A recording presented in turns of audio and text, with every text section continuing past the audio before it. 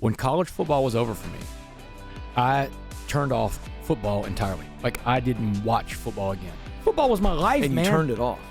Turned it off. Wow. Because that is how I dealt with the pain. Everybody that's an addict, they want to get that first high. You're always chasing it, but you never catch it. Eventually, I lose my job because I'm not showing up to work. I'm sleeping in. I'm missing work. And Okay. I got in my car, called my dope dealer up, said, "Hey, man, I just got off of work early today, man. You around? Can I come by and pick up some more stuff?" That was my reaction to losing my job. Within 18 months, from the first hit of that pipe, I go from working on Wall Street to living on the streets of Dallas. Homeless. Wow. Live in dope houses, sleep in cars. I've slept on park benches, Ken. So how does a driven guy who comes from an awesome family, who makes it to D1, which we're talking about a very small percentile of high school athletes can make it to D1. I don't care how big the D1 school is. Very small. How does that guy get into meth? Well, my guest went from Wolf of Wall Street to living on the street. My guest today is Damon West, and he destroyed his life. And yet, in the moment of no return, heard a story that became a challenge that changed his life, and now is changing millions of people's lives. What a story. Get the tissue out and get your notebook out. Let's go. July 30th, 2008. Damon West's life changes forever. What happened that day? You don't mess around, Ken. You jump right into it, brother. All right, well, let's go. That's a great place to start. July 30th, 2008, I was sitting around this little rundown apartment in Dallas, Texas, and I was sitting on this little ratty old couch. And sitting next to me on the couch that day was my meth dealer, this guy named Tex. And, for context, man, 15 years ago, I'm not the clean-cut, polished-looking guy you see in front of you with all these best-selling books, movie deal, family man, businessman, college professor. None of that is going on. 15 years ago, I'm a full-blown meth addict, the head of an organized crime ring, and I'm the top criminal in the criminal pyramid. I'm the shot caller of the group.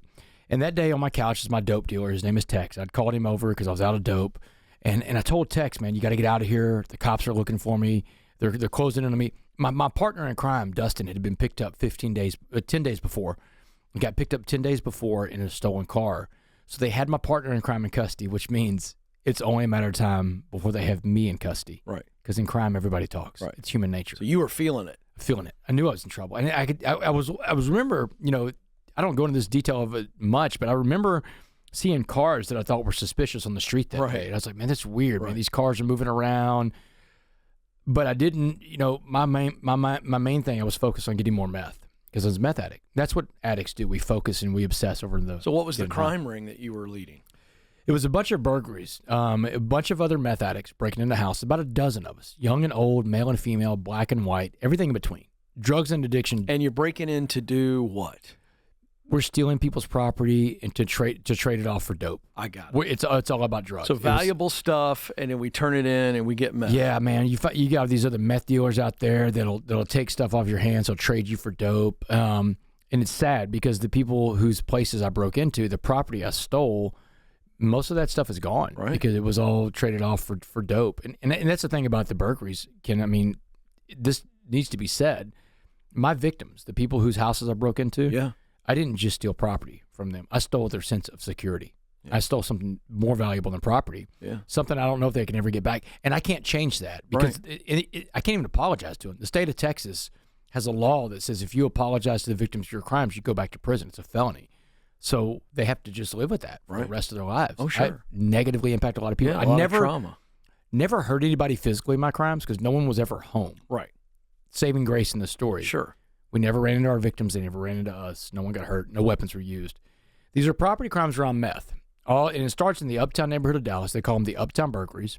They called me the Uptown Burglar. How long did this go on for? 3 years. So for 3 years, you're evading the law. Oh, man. But I mean, and Ken, this is the preservation of life instinct that human beings have. Even though I'm messed up on meth, I don't want to get caught. And I'm not a dumb guy, right? Right. I was the ringleader. I was a quarterback in college, right? So I'm always been a leader.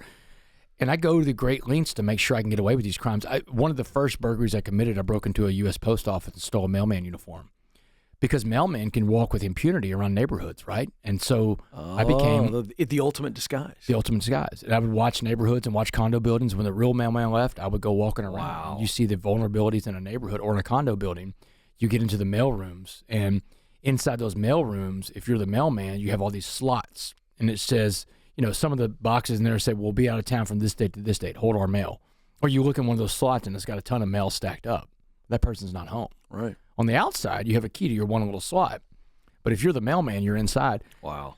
So, yeah, and I would drop off stolen goods in neighborhoods. I wanted the cops to be looking. The luxury cars that were taken from the burglaries filled with stolen items. You don't want to keep credit cards, checkbooks, laptops, all that. Dropping them off in different neighborhoods. There's a lot of misdirection going on for 3 years. So this became sophisticated, all to feed this addiction. All to feed the addiction. So back to the couch. It became another addiction, to be honest with you, Ken. And that's the thing. Well, it was pretty thrilling, I'm guessing. I'll use I statements. I got a high from the burglaries itself. Sure. It became addictive. The whole ritual of scoping a place out, plotting next, whenever I did the burglaries, I found out that, it was almost as like the same kind of high as meth. Not the same, the sense that it didn't last as long. Right. But you got a jolt from that. And that's the same thing you see from people with social media and all these other things that give them the endorphin rush. The serotonin starts flooding. So this was going on. The burglaries went on for 3 years. 2008, July 30th, I'm on the couch. I'm feeling it. I know my time is short. And right as I'm talking to Tex about it, the window on my right blows out and shatters. And I mean, there's glass everywhere, but all I see is that little canister tumbling across the living room floor. It's smoking, right? Yeah. And I've seen this movie, man. I know what's about to go down. And I tried to get out of there as fast as I could, but it was too late, man. This flashbang grenade blows up in my face. Bright white light, loud noise, blows me back on the couch. And Ken, when I came to and I can see and hear again, my senses come back. Because that's the thing about a SWAT team raid, flashbang grenades, they're trying to disorient you, and it's very disorienting. Most terrorizing thing I've ever been through. Sure. When I can see and hear again, there's this cop standing over me. He's got his boot on my chest, the barrel of an assault rifle digging in my eye socket. His finger's over the trigger, and he's screaming at the top of his lungs, "Don't move, don't move." And I'm like, man, don't worry, don't worry. Yeah, right? I can't move. I can't move, and I'm not going to move, man. Yeah. And so one of the cops screamed out loud. I remember he said, "We got him. We got the Uptown Burglar." And that's what they called me, and they did. They had me. The Uptown Burglary crime spree ended on that date. They took me to Dallas County Jail. They processed me in. They set my bond at $1.4 million. These are property crimes, remember, Ken? Right. A $1.4 million bond is the clearest signal I've ever gotten that you're not going to get out of this one, Damon. And they want to make an example out of me. Sure. And they did, man. My trial takes place 10 months later. And the jury hears the case about Damon West, the guy that had it all in life. And I had it all again. All right, let's go into that. So growing up, what was your life like? Middle class, upper middle class, upper class? What was going on? Middle class. I mean, my dad was a sports writer for 50 years. My mother was a nurse, a school teacher, then a nurse. My parents were married for 55 years. My father just passed away this summer with stage 4 colon cancer. So when he passed away, they'd been married for 55 years at that point. So I didn't come from a broken home or split home. And a lot of support. A lot of support, man. A lot of support. I mean, and I had good grades. You were an athlete. I was an athlete. Where'd you play? Texas, man. I grew up in Texas, man. High school football is a big deal in Texas, man. It is like the deal, right? Yeah, right. And I got to grow up in that, man. Friday Night Lights. I was a starting quarterback for a 5A school for 3 years, man. Right. I mean, it just yeah. And then I got a scholarship to play football at the University of North Texas, Division I college football. That's right. Legit D1 program. That's it, man. And now by the time I'm 20, I'm the starting quarterback for a Division I team. But here's the thing that happened in my life at an early age. I got involved in substance abuse. And the first drug I ever did was alcohol. I think a lot of people's gateway drug is alcohol. Right. When I'm 10, I get my dad's beer one time. But I liked the way it felt. I liked the buzz that I got. Sure. So I started drinking more. When I was 12, I smoked my first joint. Had a lot of character issues. But because I could throw a football, I never really had to deal with those issues because it's Texas, man. High school football is the thing, and I'm the quarterback. But had it become a problem, or was it just I'm just sampling, it's a vice, but it's not controlling me? No, it wasn't control. I don't think it was controlling me, but I think it was a problem in the sense that every weekend I'm out getting drunk. And, you're drunk, you're driving. I live right on the border of Louisiana. In Louisiana, they don't have the same rules as Texas has. I mean, when I grew up, Louisiana was 18 years old to drink, but really if you could put the beer on the counter, you could buy it Right. in Louisiana. So, I'm drinking and driving, partying a lot, not healthy, not safe. Do you think that you're just a kid, like millions of other kids in America and around the world who just sample alcohol and they go, of course, I love the way it makes me feel. But or is there something else going on to where it maybe eased your brain? Did you have ADHD? Did you have, was it more than just being a kid and experiencing the feeling? Was there something more there? I'm just curious. Yeah, no, these are good questions. And yes, I am ADHD. I didn't know that, but I just was wondering if it calmed you to a point where you go, I need the calm. Yeah, and I didn't get diagnosed with that until I was, sitting to go to a trial when psychologists and psychiatrists are testing you and everything, and they're like, your textbook ADHD. And they even said that the administering of chemicals into your body, especially methamphetamine, was like self-medicating. And that's what people in ADHD do. They self-medicate. Yeah, so whenever I was younger, putting the chemicals in, I liked the way it felt. I liked the buzz. And it calmed me down. Especially, smoking marijuana at an early age brings you down a little bit, right? Drinking brings you down. Did you ever play a game under the influence? No, I've never played a game under the influence. I smoked cigarettes a lot when I was I started smoking at a very young age. And again, a calming device. Yeah, and interesting. All throughout high school, I mean, I look back now and I was a great high school football quarterback. I was a really good college football quarterback, but I look back now, I'm like, I wonder how good I could have been if I wasn't putting the chemicals in. But the thing about me is I was so determined, Ken. When I get focused, that's the thing about being ADHD. You get focused on something. Right. You're laser focused. I'm driven, and I wanted to play college football, and I wanted to play Division I college football. I would get up, in the mornings before school started in high school, and I'd go run. I'd go throw footballs through a tire swing in the field across the street. What I'd do on the ground. I did stuff other people weren't willing to do because I wanted that scholarship. Always driven. Always driven. So how does a driven guy who comes from an awesome family, who makes it to D1, which we're talking about a very small percentile of high school athletes can make it to D1. I don't care how big the D1 school is. Very small. How does that guy get into meth? Well, it seems so out of left field. Right. I can tell you a day that was pivotal in my life. These days that you get a handful of them in life, I call them fork in the road days. Because these are days your life changes. You're going to make a choice. Yeah. You'll go the right way or the wrong way, but it's a fork in the road. September 21st, 1996, we're playing against Texas A&M, man. It's a beautiful Saturday in College Station, Texas. Yeah. And unbelievable environment. Oh, man, it's one of the most amazing environments to play in. That 12th man stuff. I know, I've been there a few times. It's bananas. Aggies are intense, man. That's right. But, I'm 20. I'm driving my team down the field against the Aggies. But on the third play of this game, I go down. It's a career knee injury.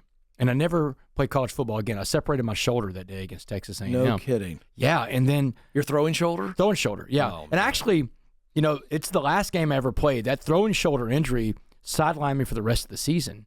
And in the off season, I'm trying to get my job back, and I cut my Achilles in half. Oh. And that was it. Once you cut your Achilles, it was over for me. So there I am.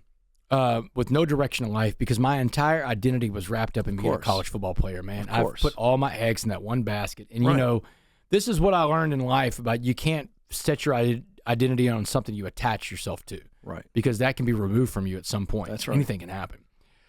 But when I got to that fork in the road in life and my identity was gone, I made a lot of wrong turns. I couldn't deal with life on life's terms. That's the hallmark of an addict. Yeah. We can't deal with life on life's terms, and so we turn to chemicals. So now at 20 years old, it's not just drinking a little beer, smoking a pot. I'm doing cocaine. I'm doing ecstasy. I'm doing a lot of painkillers and pills. I've crossed over into very serious hardcore drug use at this point because I'm not like calming myself down.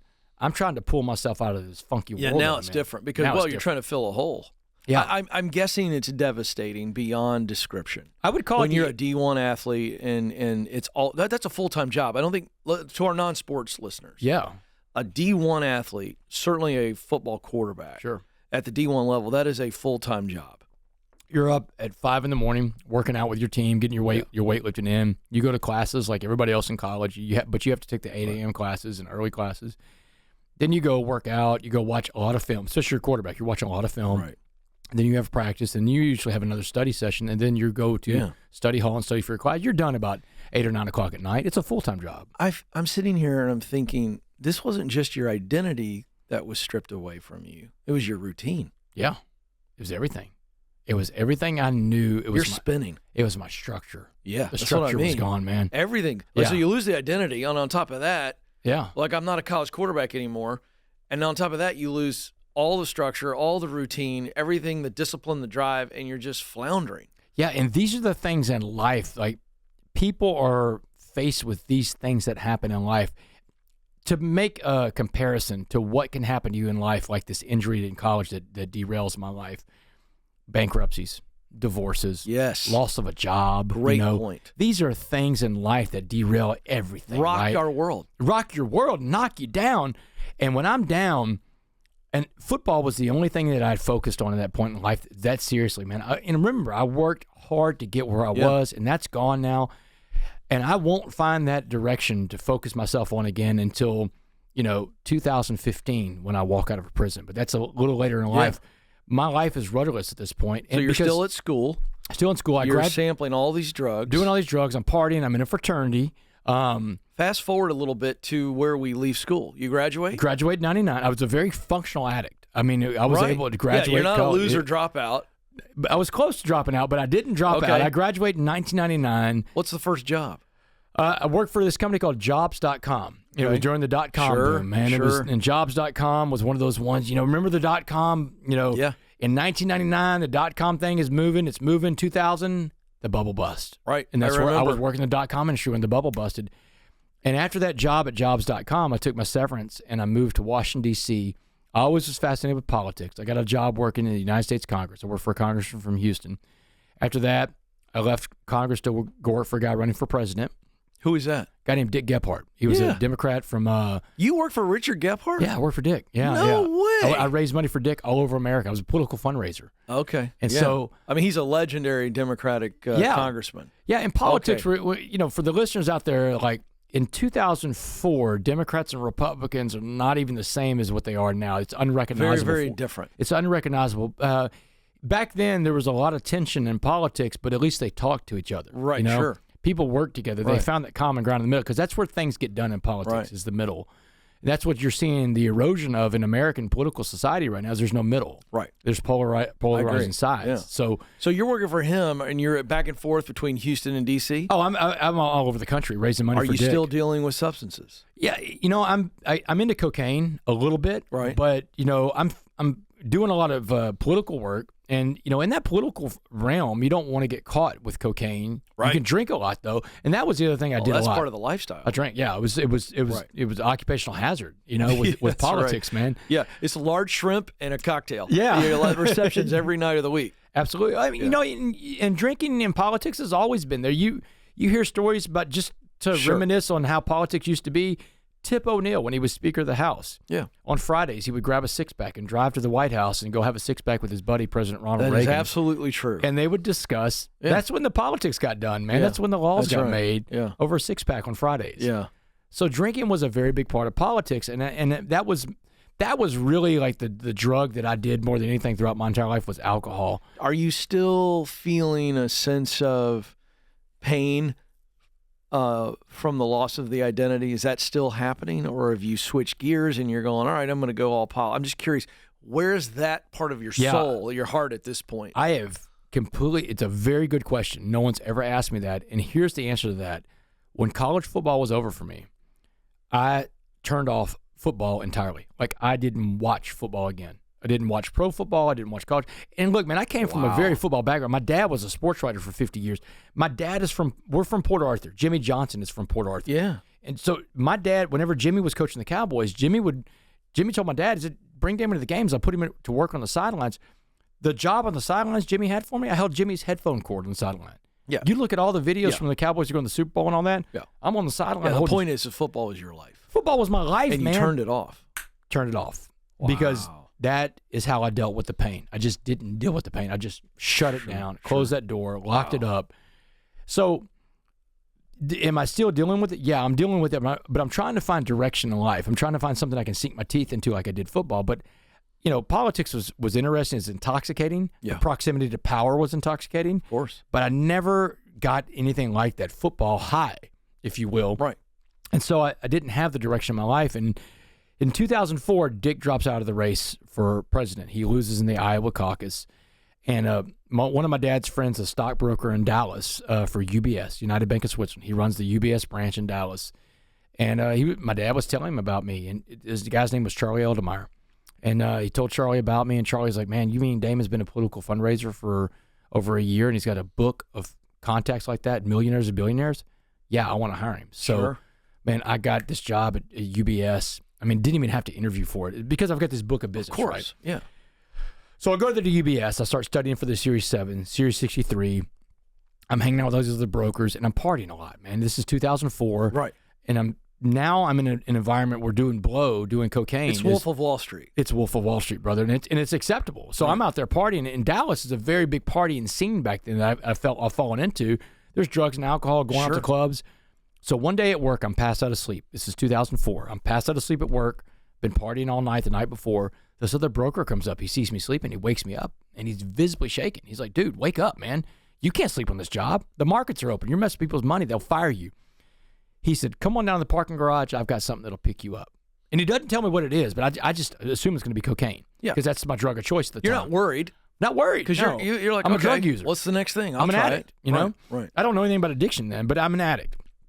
So I go down to his car. It's a little sports car, a real nice car. He's a very wealthy guy.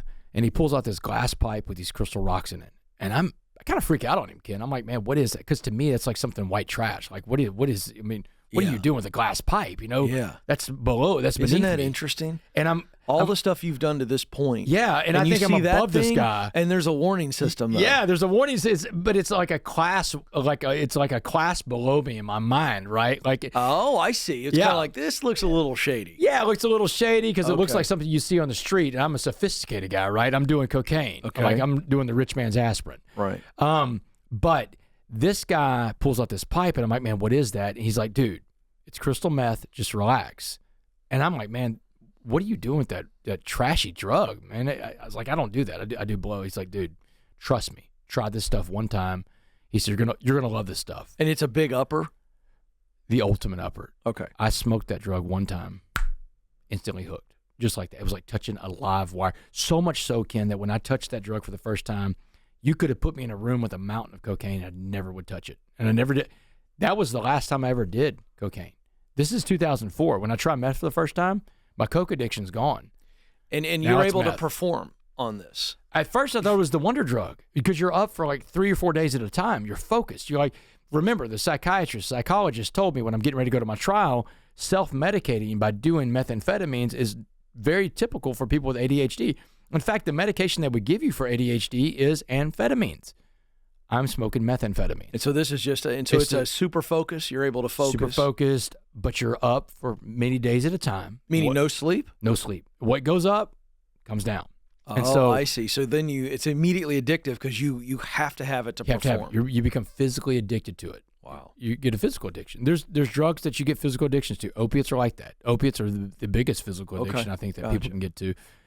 But so now you're hooked. Now I'm hooked, and it's all I do is I smoke meth, and I'm getting ready to try to take the Series 7. But at first I'm focused, super focused, but now I'm scattered all over the place, and it's not. And I'm trying to catch that first high because that's what everybody that's an addict, they want to get that first high. You're always chasing it, but you never catch it. And eventually I lose my job because I'm not showing up to work. I'm sleeping in. I'm missing work. And Charlie Oldemar brings me in the office one day, and he's like, hey, are you okay? And I'm like, yeah, man, everything's great. And I'm high as a kite when he's talking to me. Right. He said, well, you failed your Series 7. You failed your Series 63. Wow. You're fired. And I couldn't even go back to my desk. He's like, we'll bring your stuff out to you. I got in my car, called my dope dealer up, and said, hey, man, I just got off of work early today, man. You around? Can I come by and pick up some more stuff? That was my reaction to losing my job. Right. Didn't even care. Here's what I've found, too, Ken. Addicts. When we hear addiction in this country, we first go to drugs and alcohol. That's where our minds go. That's what we hear when we think about addicts. But addicts, you can be addicted to almost anything in this life. Right. Food, money, clothing, shopping, sex, pornography, the internet, Instagram, whatever it is, social media. Here's addiction in a nutshell. Addicts give up their goals to meet their behaviors. Yeah. That's what addicts do. Yeah. We give up goals to meet behaviors. Driven people, focused people, successful people, they'll give up bad behaviors to meet their goals. That's right. Not an addict. We give it all away. And I was like every addict in history. I gave away my job, my home, my car, my savings account, my family, my tethering to God. Within 18 months from the first hit of that pipe, I go from working on Wall Street to living on the streets of Dallas. Homeless. Wow. Live in dope houses, sleep in cars. I've slept on park benches, Ken. All right, I want to go back for a second because I'm just curious. I don't want to stay here long, but the moment that you lose your job, I understand you're high. I understand you're an addict. But you said something, you said, I didn't care that I lost my job. Is that true? Or was it not at least bone crushing on some level, no matter how high you were, no matter how addicted you were? Is it true that you didn't feel another sense of loss?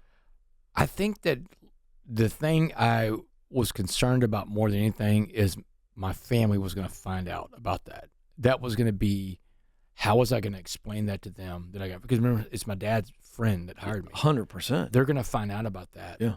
And addicts, we live in shame of the things we do.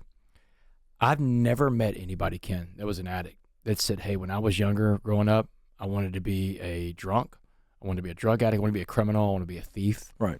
You know, growing up, I wanted to be Jerry Maguire. Before there was Jerry Maguire, I wanted to be a sports agent one day. I wanted to play pro football. Right. But I became all those other things because of addiction. I never met anybody in addiction that said, hey, that's what I want to be when I grow up. So shame is a big thing with addicts. And let me ask you this. Does shame start first and then the addiction is to cover up the shame or to take the feeling away from shame? Oh, it's a vicious cycle. So shame is first. Shame's a big part. Well, I think like in my case, I can just talk from That's what I want to know. Like, was there a sense of shame? I put in the chemicals first, and I felt the chemicals. I liked the way it felt, and I knew that anytime there was shame, stuff I had to deal with, I could just deaden that by putting the chemicals in. Got it. And especially when you get to the hardcore drugs, man, those are uppers. Cocaine, meth, those are uppers, man. You're picking yourself up. So shame is a big thing in addiction, and look, not to sit here too long, but in life, I think every addict in life has to have a program recovery. And a program recovery is how you have a program around you to keep you sober, because you're going to have these thoughts the rest of your life. Addicts, we have a 3-part thought process. Addicts have a thought, let's say it's to drink or do drugs. That thought becomes an obsession. We obsess over it. Then it becomes physical. We put in thought, obsession, physical. And here's the thing about your brain, Ken. Your brain has this thing called euphoric recall. Euphoric recall is when you only remember the good stuff, you forget about the bad. Right. And in addicts, we have euphoric recall on hyperdrive. Right. You know, we forget about the bad times. We just remember that good high and how that felt and how that takes us away from the bad times, the shame we may feel. In a program recovery, mine is AA. I go to AA meetings. I'll do it the rest of my life. I got a sponsor. I talk to him every week. We work the steps. In the 12 steps in AA, you get to the 4th step, which is where you make a searching and fearless moral inventory. Inventories are important, Kim. A business that does not regularly run an inventory will go broke. Right. Because you got to know what you have on the shelves, right? You got to know what you have in stock, what you don't have in stock. Yeah. You'll go broke too if you don't work a personal inventory in your life. Right. And that's what we want to do. We want to find out, what are our resentments? What are the things we fear? Why do we have these hang-ups? What are the things we're ashamed of? We get them all on paper, and we start working our way through them. And in a personal inventory, you want to find out the role that you play in all these problems. Okay, I feel shame about something. What role do I play? Well, here's the things I've been doing. I've got to work on those things over there. That's what a program recovery does in a nutshell. Wow. It gets you to work through all that stuff. And in the shame part, you come to step 8 and 9. Step 8 in the 12 steps is you make a list of all the people you've harmed. Right. And step 9 is when you make the amends to the people that you've harmed. Yeah. Except when to do so will cause them or you harm. Like in my case, I can't go apologize to any of the victims of my crimes. That would cause me harm to go back to prison. Right. And in that case, you make what's called a living amends. Living amends, when you just go do good deeds, you expect nothing in return. Right. That's how you deal with the shame of what you've done. You make the apologies to the people you've hurt. Yeah. But people that don't go through a program recovery, they carry that around with them forever. And that's why they keep going back out in their addiction. Because all this shame, it bottles up, it takes them.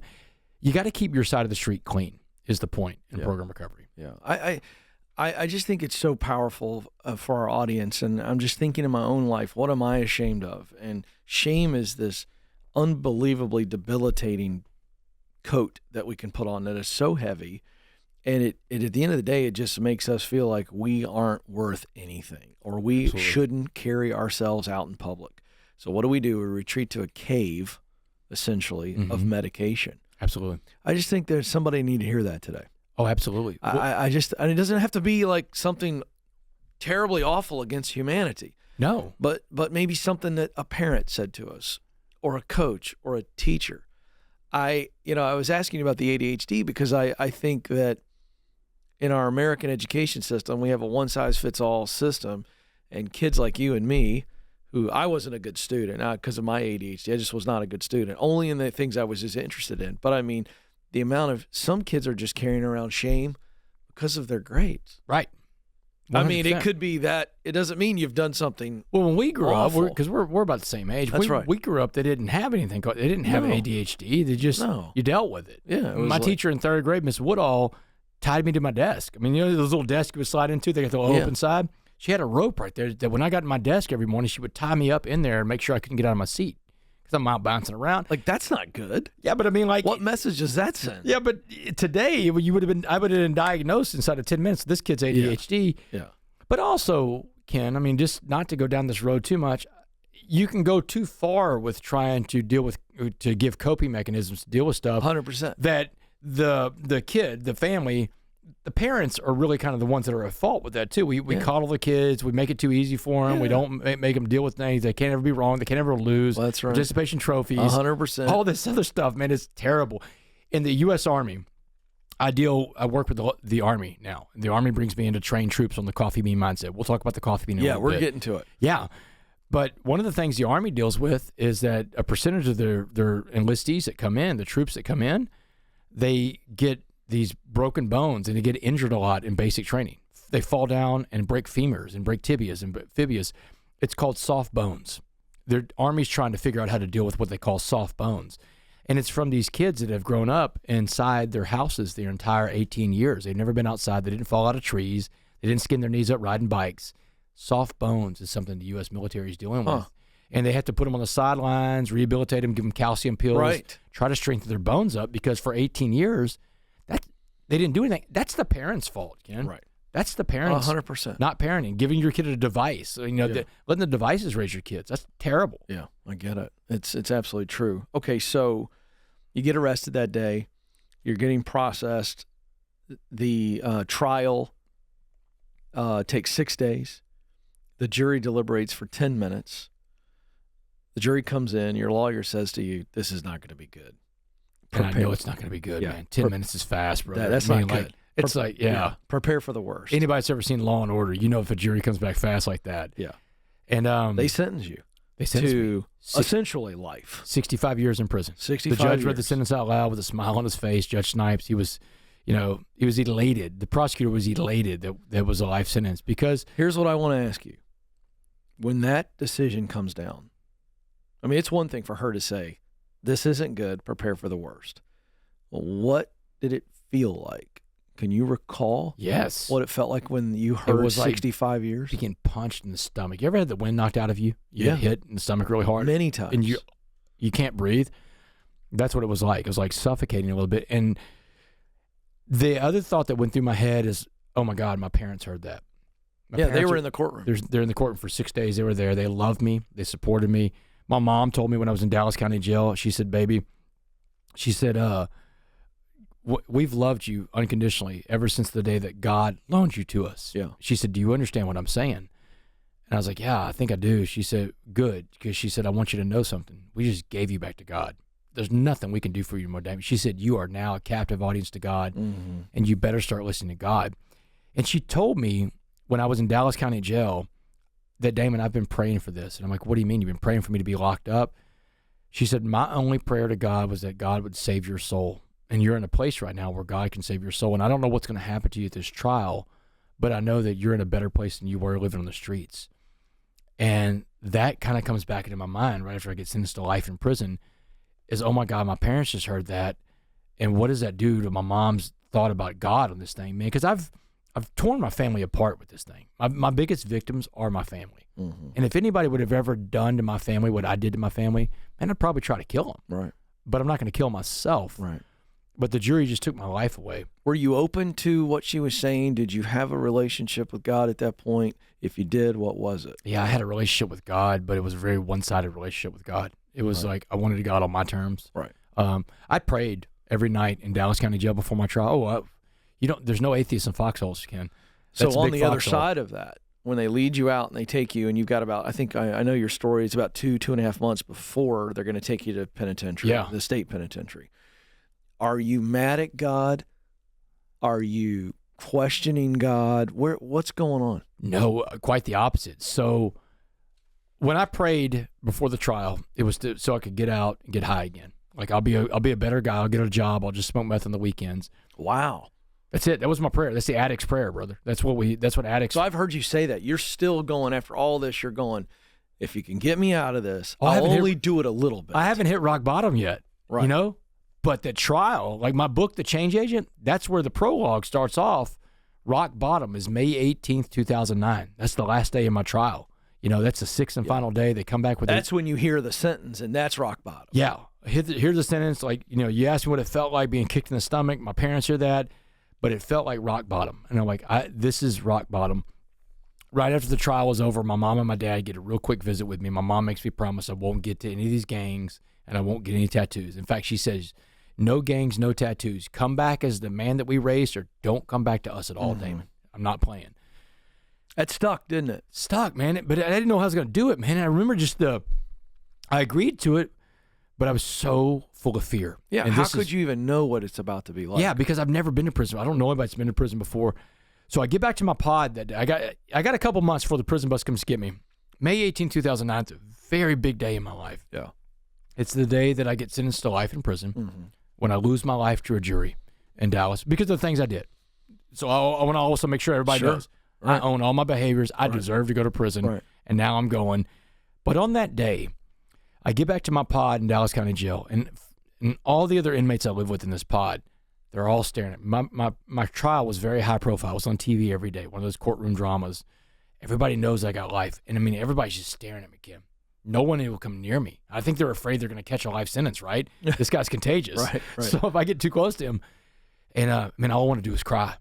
But you can't cry in that environment. You can't. So I have this stone face, and I'm walking through. The only place you can cry in a jail and a prison is in the shower because nobody can tell you've been crying, right? You're coming out of it's a wet environment. Your eyes are watery anyway. So I go to my bunk, and I get my shower stuff, my shower shoes, my other pair of boxers, my soap and my shampoo and towel, and I go to the showers, turn the shower water on. Shower water hits me, and the tears just start coming. It's just waterworks. I start crying. I'm bawling. And I'm talking to Jesus. I'm like, man, I'm lost. I don't know what to do. I'm sorry. Will you take me back? And man, it's that moment right there. Jesus is talking to me in the shower. Come on, Damon. Get on my back. Let's go. I got you. Right. There was no admonishment. No, like, you didn't listen to me. You didn't do what I said.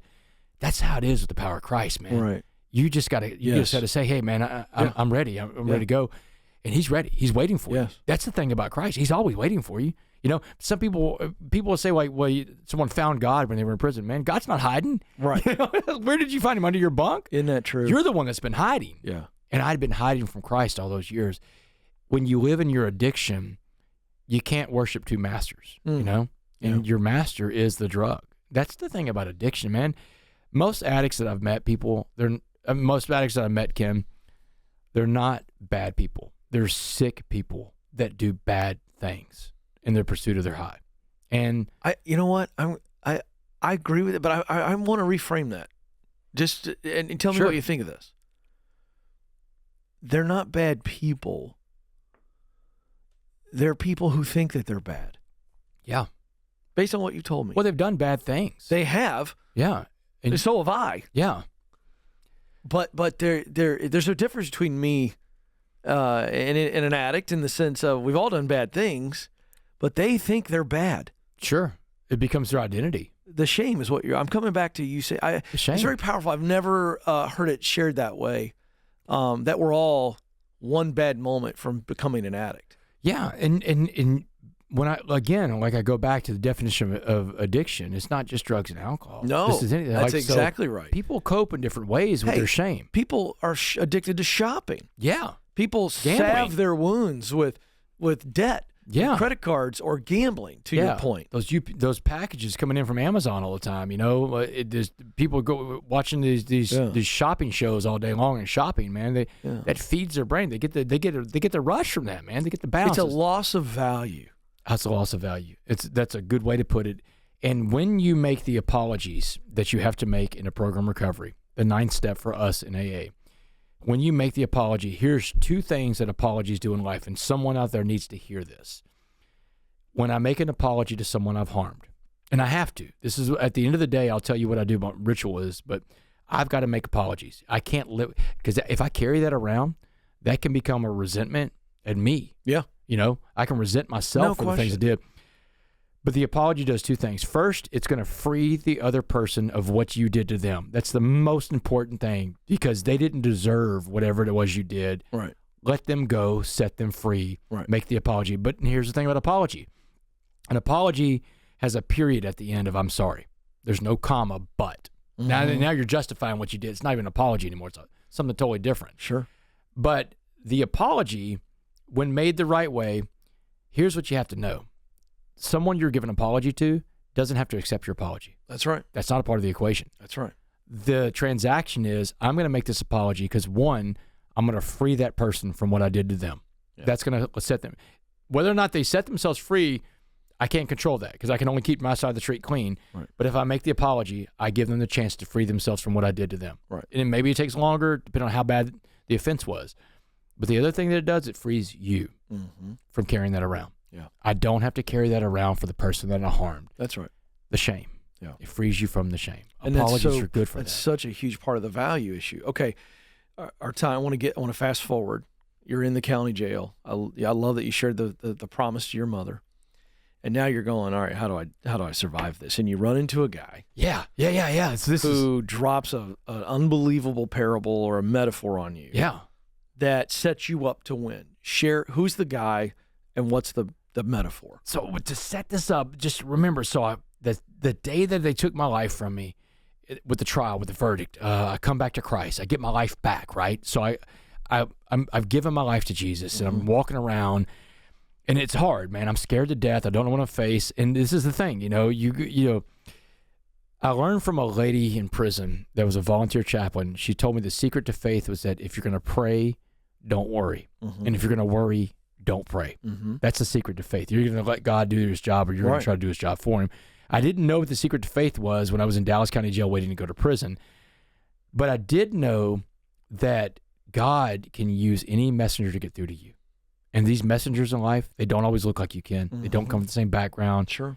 They could be totally different. One of the biggest messengers in my life was a black Muslim man in Dallas County Jail. This guy looks nothing like me. He's from the streets of Dallas. He's a Muslim. I'm a Christian. Yeah. But he reaches out to me. He's always making sure I'm, okay. He's a real positive guy. His name is Muhammad. And he shares with me one day, he said, here's how you're going to keep the promise to your mom. He said, I want you to imagine prison as a pot of boiling water. And you're going to have 3 choices how to respond to this pot of boiling water in life. You can be like a carrot that becomes soft in the boiling water, an egg that becomes hard, or you can be like a coffee bean, which changes the pot of boiling water into a pot of coffee. Yeah.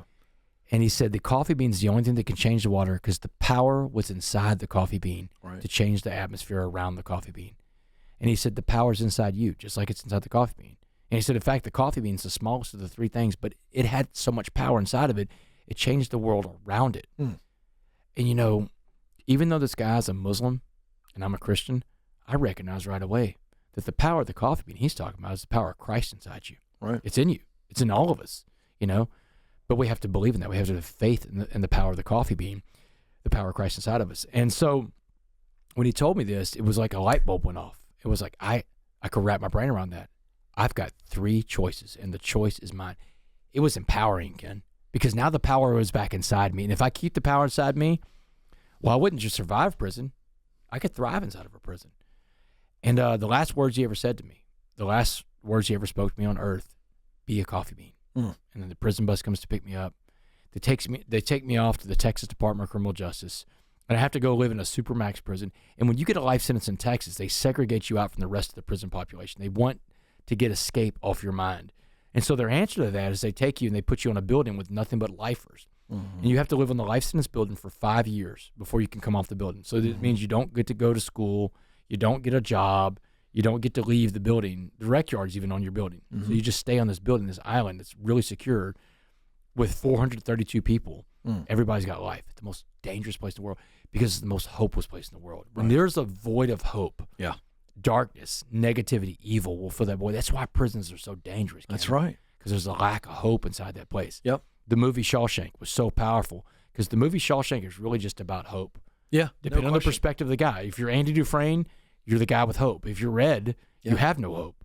And it was Andy who poured hope back into Red. Yeah. And by the end of the movie, Red realizes hope is a good thing. Yes. Every human being has to have hope. When I walked in prison, Ken, you could smell it in the air. You could smell the hopelessness. You could smell the fear in the air.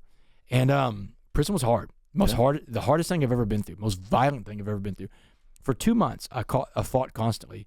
And I probably got in 36 fights those first 2 months, and I lost 75% of my fights. I got my butt kicked all over prison. Right. But I won all my fights because Muhammad told me this. He said, you don't have to win all your fights, but you do have to fight all your fights. Which is such a mic drop. Oh, my God, man. There's a lot of depth in that statement that you have to sit in. And you don't have to win all your fights, but you do have to fight all your fights. And the idea there is I think that's a challenge to how to fight through adversity. Here's the expectation most of us meet it have head on with adversity, right? Yeah. We got to take care of it. We got to win. You can't, if you don't win, you lose. Yeah. No. Yeah. It's just facing adversity. He brought the expectation back down here. Yeah. Like, I just have to survive. If I just show up and I face my adversity, if I get knocked down and I get back up, I learned something. I don't have to win. That's it. Winning is getting back up. That's so true. That's the victory. Yeah. And that's what he's telling me. You get knocked down 8 times, get up 9. Yeah. And that's all it's about. And that's true in life. No one counts your wins and losses. All y'all listening to this, no one pays attention to us that much. They're not watching that closely, but they do watch to see. Everybody watches to see, does he or she get back up when adversity hits? And let me tell you something.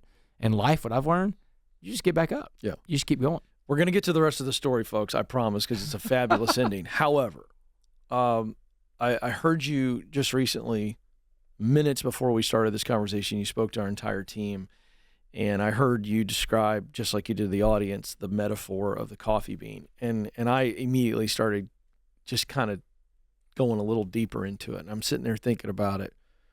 The power of the coffee bean is that when it's in the boiling water, what happens to the bean itself?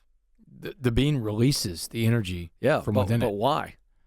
Because the boiling water breaks it completely down, yes? Right. And it can't do its job till the water gets the hottest. That's the point. So I've never actually seen it, but I'm sitting here going, I'm assuming that you put a one coffee bean in a pot of boiling water, the boiling water breaks it down completely to liquid, yes? Right. All right, so this is where I'm going with this. This was like, I'm sitting there listening to you, and I'm going, that's the beauty of it.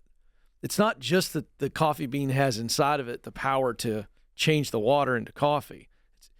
That's part of it. That's the influence piece. But it is that only by being put into the extreme boiling water and it gets completely broken down does it have the power to influence. That's what I was like. So the trials. You grabbed it. You started off with adversity. That's adversity. The coffee bean responds to adversity differently by going, adversity in life is going to break me down.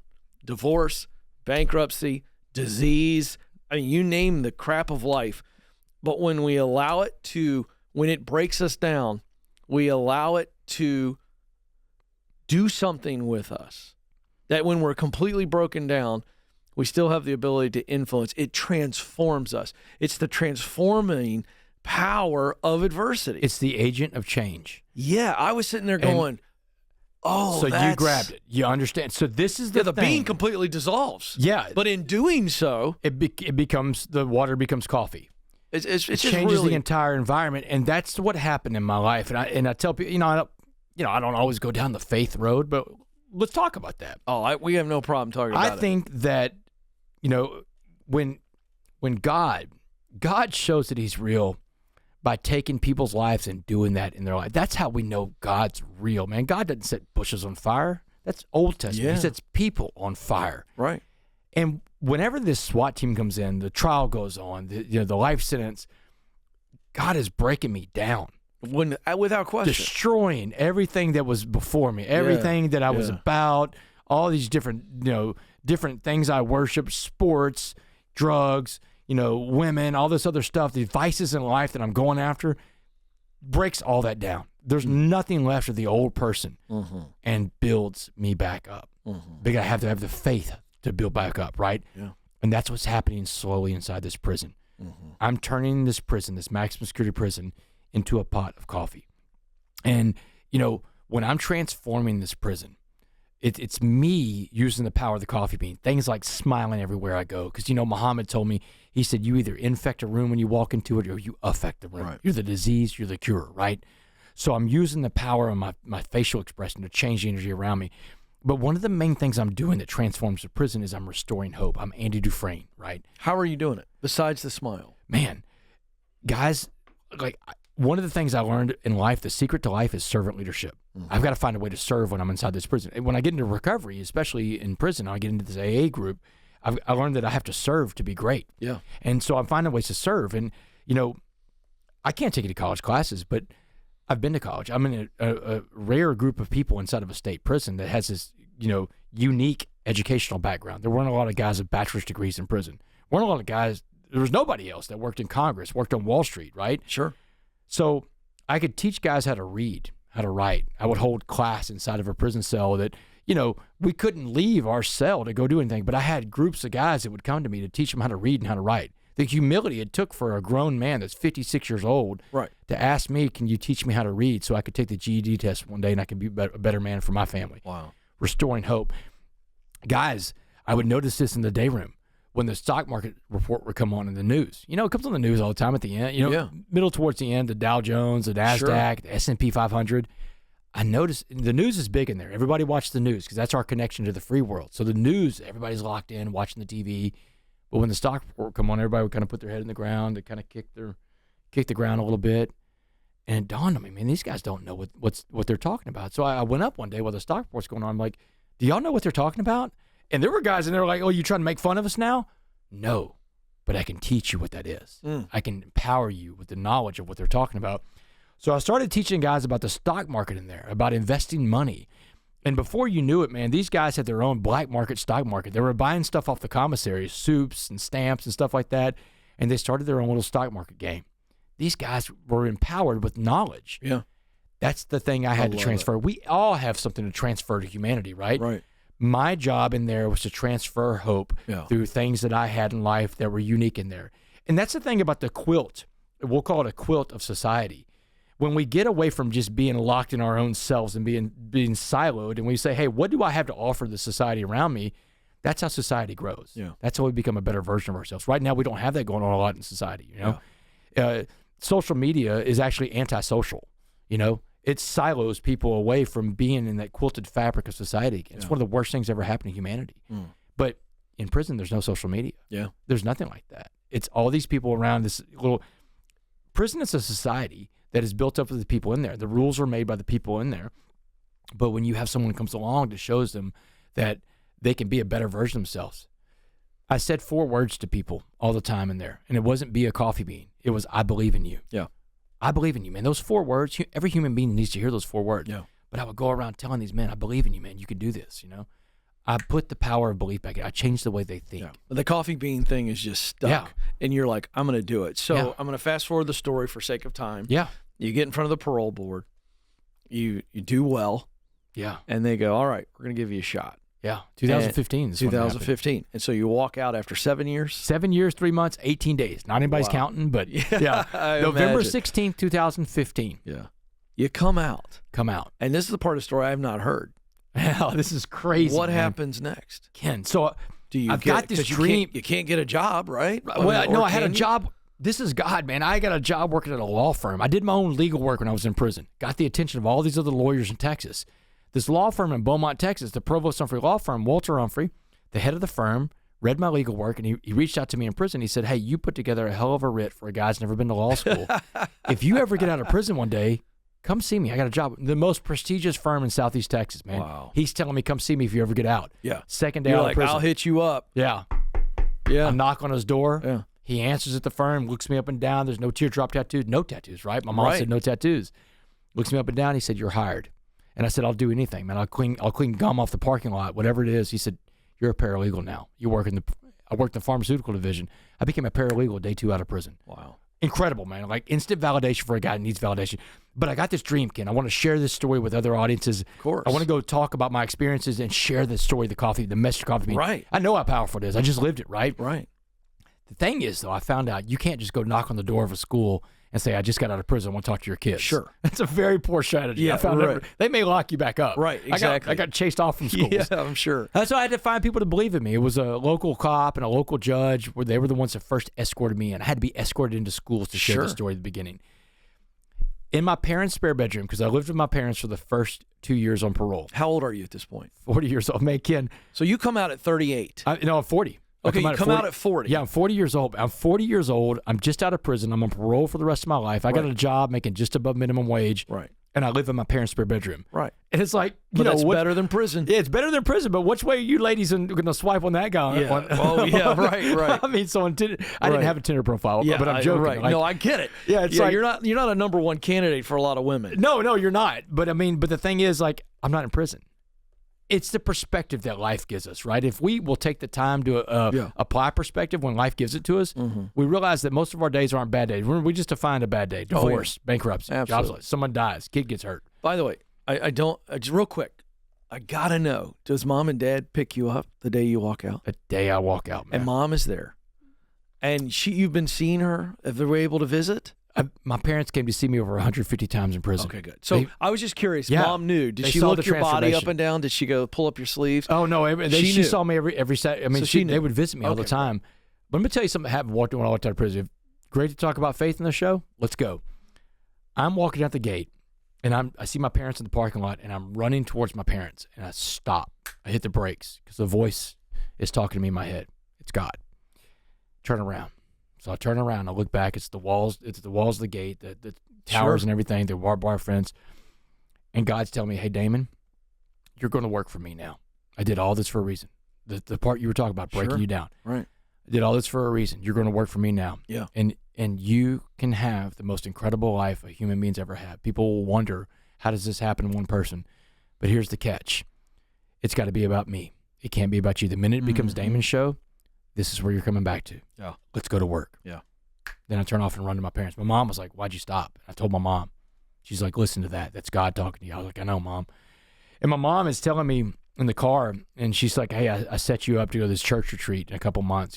Go find your new friends. And that's where you need to find your friends from. My mom was great, man. So I live with my parents when I get out of prison. And I want to share this story. So I start going to schools a little bit. Not a lot of place for me to talk, but in my parents' spare bedroom, there is a mirror. Just happens to be there.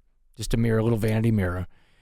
Every day for 2 years that I wasn't out speaking somewhere in public, which is most places, I practiced my presentation in front of that mirror. The same presentation I got going on today, right? I built that in my parents' spare bedroom. Sure. Practiced in front of the mirror. Yeah, got in my reps. Yeah. That's the thing about life. You want to be good at something? Right. Go get in your reps. Yeah. Got to get in your reps. I didn't have a place to talk. Yeah. I had a mirror. Right. I had to wait for my opportunity. And I had this dream too, Ken, to share my story in front of college football programs because I played college football. Right. This is an audience I can relate to. But when I got out of prison, I hadn't played college football in 20 years. I hadn't taken a snap in 20 years. I don't know any coaches. They don't know me. A buddy of mine invites me to the Bear Bryant Coach of the Year Award. This is on January 12th, 2017, 14 months out of prison. He sneaks me in the back door of the Toyota Center where it's being held in Houston that night. The 8 best coaches in America are there. And I'm running around, and I'm going up, and I'm shaking these guys' hands, and I'm telling them why they should bring me in to talk to their team. And every coach I meet that night slams the door in my face. They all tell me no. No, no, no. In 1 hour, I've been told no 7 times by 8 coaches. Right. I'm in the corner of the Toyota Center, man. I'm licking my wounds. I'm feeling sorry for myself. And the voice in my head is screaming at me, go home. Get out of here. The voice in my head is telling me I'm an imposter. Right. You ever felt like an imposter, Ken? Oh, a few times. Oh, the imposter syndrome, man. Yeah, it's lovely. But I'm going to tell you something I quit doing a long time ago, listening to myself. And your listeners, you shouldn't listen to yourself either because the voice in your head can be fear talking to you. That's right. So instead of listening to myself, I talk to myself, and I'm telling myself, you survived prison. Yeah. You survived something way worse than this. Yeah. That last coach is going to tell you no to your face, and then you go home. And Ken, the last coach, hardest guy to get to in the room. His team beat Alabama 2 nights before that for the national championship. Yeah. Everybody wants a piece of Dabo Swinney's time. He's the man. So, man, I stalked Dabo around this room, and I look like a crazy person, man. I'm hiding behind fake plants. I'm jumping out. Right, looking for one little moment. Yeah, every conversation Dabo has, I'm there. He sees me. I mean, every conversation he has, security sees me. They're about to throw me out of Toyota Center, but I finally get in front of Dabo. I give him my best stuff for about 60 seconds, and I come up for air, and Dabo's like, you got a card on you? So I gave him my card. Dabo snatches it from me. He says, I'll check you out, and he's gone. He takes off, and I'm like, well, that's a no. But you know what I felt good about? That last no, because I left it all on the field. Or as Muhammad said, you don't have to win all your fights. What did that mean? What did you say to him? How long did you have? Because I want people to hear this. Man. 60 seconds is all I had. Can you recall a version of what you said to him? You know, Dabo, I need you to give me a shot. I need somebody to give me a shot. I got this incredible story. I just got out of prison, and I got this incredible story about transformation from the inside out, about being a coffee bean, and I want to share it with your players because I can empower them with the story of my life, and I can be a warning to them about the dangers of drugs, the consequence of bad decisions. Right. Packing all this into 60 seconds. Right. And, I mean, man, Dabo has seen me stalk him. I gave him my pitch. And when Dabo leaves, I mean, that's a no. And it's okay because... Well, you give him your card, and he says, I'll check you out. I'll check you out. I mean, everybody else... And you're deflated on the way home. Deflated, but relieved because I left it all on the field. I didn't quit. Took your shot. Took my shot. The only question you know the answer to in life, Ken, is the one you don't ask. I get it. That's a no every time. I love 100% of the time you don't ask a question, it's no. The man who aims for nothing hits it every time. That's a great way to put it. It's absolutely right. So how long before you get a call from Dabo? 4 months. So 4 months later. 4 months later, I'm at work at the law firm. I've forgotten about that night. I get an email from the director of football operations at Clemson, a guy named Mike Dooley. Mike Dooley's email said, hey, Damon, Coach Sweeney met you at award show in Houston. Yeah. He'd love to have you come talk to his team. Do you have August 1st open? At which point you went, yes. I'm like, I got every first open, bro. I got nothing going on. That's in my right. life. Yeah. So August 1st, 2017, I go speak to the Clemson Tigers, the defending national champions of college football. Hottest program in college football. Oh, man. And when I got done with my presentation that night, Dabo was up in my face. And Dabo's a very high energy guy. He's as advertised, man. Oh, yeah. And he's like, oh, my God. He said, that's the most amazing story I've ever heard. Right. And he said, have you been to Alabama yet to talk to their football team? And I'm like, no, Dabo, no, I've been to Clemson. Right. He said, well, I just text Nick Saban. Let's see what happens. Next day, I get a voicemail and a text message from Saban's director of football operations. See you in Tuscaloosa in 3 weeks. What are you thinking at this point? Dude, the power of the belief of one person in your life. Dabo Sweeney just believed in me. Yeah. And he picked up the phone. He calls Nick Saban, arguably the best two coaches in college football. And you're just like, okay, God, I'm just going to keep doing this. Let's go. I'm like, let's go. But remember, I have prepared for this day because that's what I wanted people to remember. I worked on that presentation, man. I've prepared for this day. Yeah. Dabo didn't hear a guy coming and giving his 12th presentation, his 13th presentation. My all-time favorite quote on preparation, you're going to love this if you haven't heard it. It's from John Wooden, the legendary basketball coach at UCLA. He said, when opportunity comes, Clemson football team, when opportunity comes, it's too late to prepare. Yeah. Like fixing the leaky roof in the rain, right? You have prepared for this moment. I'm sure you were nervous. Yeah, I was nervous, but I mean... what's your nerve level when you're giving a talk and Nick Saban's on the front row with his sockless It's interesting loafers? It's interesting that you said that because Nick Saban is the only coach in America that sits the front row center seat. I know. I've seen it many times. And it is like... And he is taking notes and he's watching you. How nervous were you? Little, but not... I've got perspective. You know, I lived in prison. You know, That's a very good point. I faced some serious challenges. I didn't think about that. And I apply this perspective all the time. Ken, every day that I wake up and my feet don't hit the cold concrete floor of the prison cell, I'm going to win. It's a good day. Yeah. So you're like, it's Nick Saban. It's Nick Saban. He's not coming after me with a shiv. No, man, he's not. Yeah, it's a different perspective. Yeah, I'm not gonna be locked in my cell. So I talked to Alabama, then Kirby Smart's calls me, Georgia, Lincoln Riley, all these coaches. Now you're on the circuit. Now I'm on the circuit, man. Things are going. I'm living this dream, but I didn't even know what was going to happen next, man. This is man plans and God laughs, kid. Exactly. So August of 2018, I'm at work at the law firm. My cell phone rings. Oh, the other end of my cell phone is this guy named John Gordon. Yeah, good friend of mine, been on this program. Our man, one of the biggest motivational speakers and authors in America, biggest keynote speaker there is, millions of books sold. John calls me up. He says, hey, Damon, I got your number from Dabo. He said, I just talked to the Clemson football team, and Dabo brought me in the office for 30 minutes afterwards to tell me your entire story. Wow. He said, but Dabo told me the story of the coffee bean. And John said, Damon, John said this before the pandemic. He said, the world needs the coffee bean message, Damon. Let's deliver this message to the world. Write a book with me. We'll call it The Coffee Bean. Right. The summer of 2019, The Coffee Bean comes out. Exactly 10 years from when I first heard the story from Muhammad in a jail cell in Dallas County. This book comes out, takes the world by storm. Bestseller in America. gets a global publishing deal. That book is on the shelves of all these other countries: Chinese, Spanish, Arabic, French, Italian, German, Korean. But it all goes back to that one night in Houston, Texas, January 12th, 2017, after 7 no's.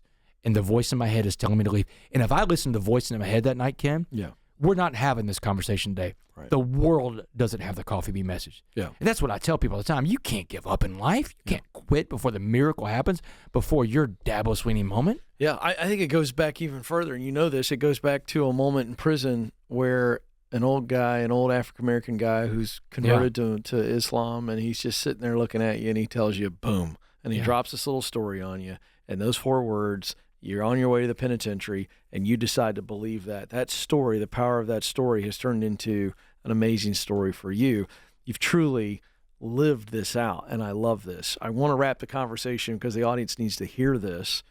We're back in the story a little bit. You're out, and you want to hunt this guy down and say, hey, you got me through. This story got me through. This is the most frequent question I get, too, man. Have you ever found Muhammad? And so we got to wrap it with this. Take us through that story. So this is the thing. Like, this is the one word in life I tell people to tie all your goals, all your ambitions in life, tie it to one word: integrity. Integrity is who you are when no one else is watching. If you have integrity in all the things you do, you have a life worth living. You have a life that God is happy of. That's what we're about. We're supposed to be integrity people. So I get out of prison 2015. I go back to Dallas County Jail.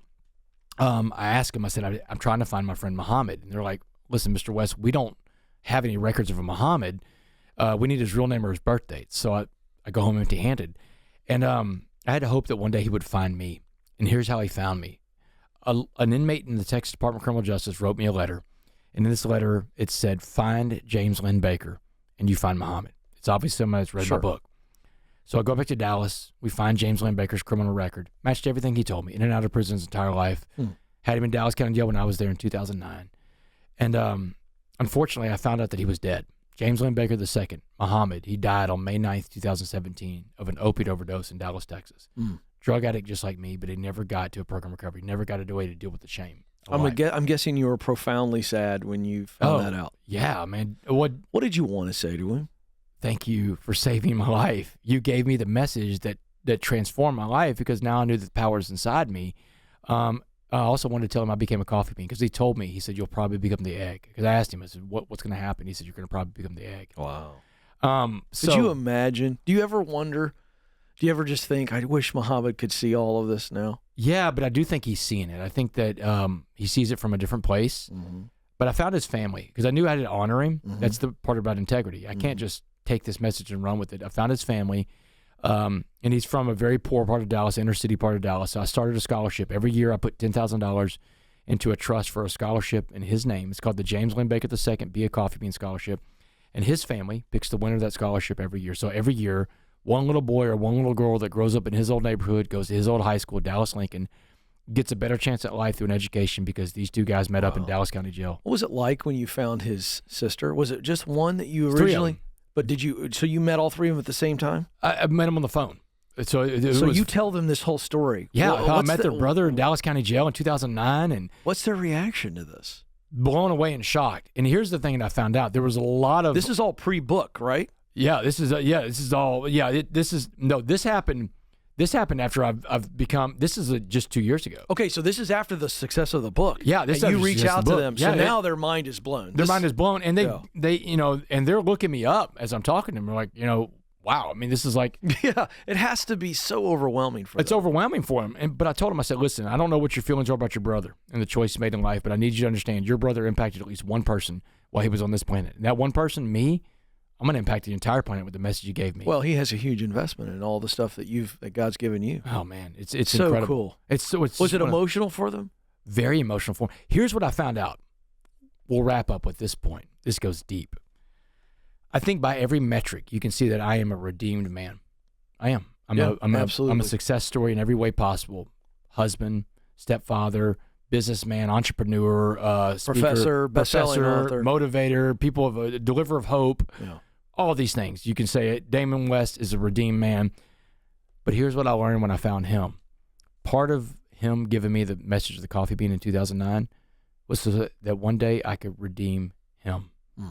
because his life was constantly spent in and out of prisons on drugs. The sisters told me, he would get out of prison, come live with them until he burned that bridge down and went back to prison. They told me there wasn't a lot of good to say about their brother. They were shocked that I had a good story about their brother. In fact, at first, they didn't know what I was going to tell them, because I opened it up by saying I was locked up with your brother, and immediately they thought something horrible and negative was going to come out of my mouth. But they were shocked to find out that something good came out of his life. But when those sisters talk about their brother now, they're back as a Yeah. There's so much pride. Yeah. My brother is the guy that told Damon West, and look what Damon West is doing because my brother helped Damon West. Yeah. I restored that man to his family. I changed the view that a family has towards a deceased person. What's the value of that, Ken? Yeah. How much price can you put on that? It's priceless. And I can't help but wonder who shared the coffee bean story. I asked him with Muhammad. Who was the one that told him about it? And they agreed that it had to be their grandma, because the grandma always spoke in parables. Interesting. And I said, had y'all ever heard it? They said, no. But Damon, we never needed to hear it. You did.